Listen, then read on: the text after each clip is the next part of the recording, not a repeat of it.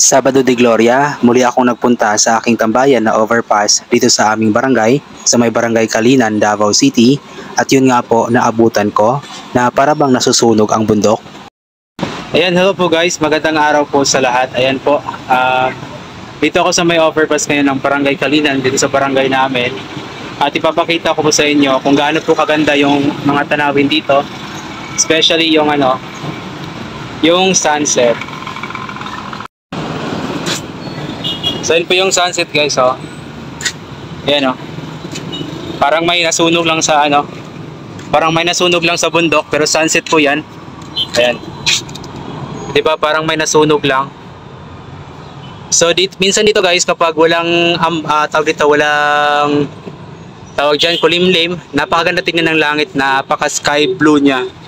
Pero yan po, isa po yan sa magandang tanawin dito sa may overpass. Yun po yun, oh. Yung sunset, ayan.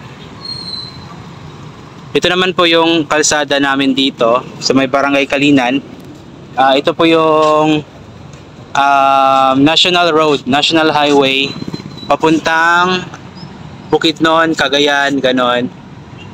Actually, kung gusto mo mag-by road or sumakay lamang ng sasakyan papuntang Maynila, pwede dito dumadaan.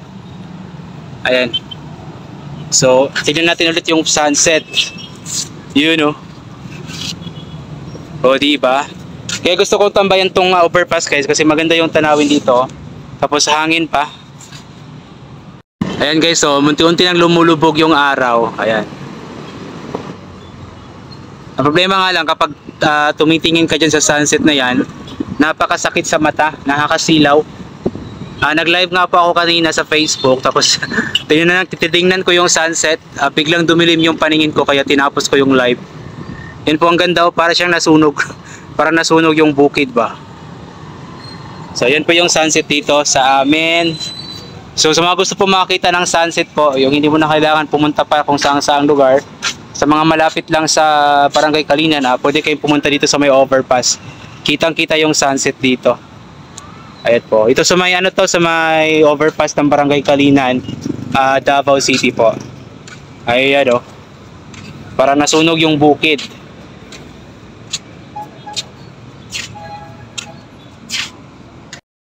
Yun po yun guys, yun po yung namin. Inaangkin yung inaangkin yung sunset. Pero maganda naman talaga tignan, di ba? Minsan naman guys, kapag andito ako sa may overpass, minsan napakapula naman ng langit. Hindi ko lang siya madalas na pipicture or nabibidyohan. Pero kung alam niyo po yung Facebook account ko, yung personal po, tignan mo yung cover photo ko doon, di ba? Napaka pula ng langit. Yan, dito ko yun kinuhanan sa may overpass ng Kalinan. Ayan. Nawala na yung yung sunset, lumubog na.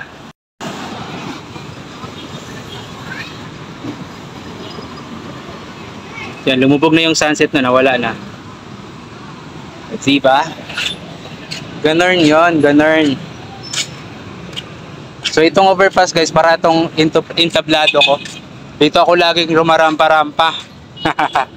Ayan po, thank you so much po sa mga nanood. God bless po and bye-bye.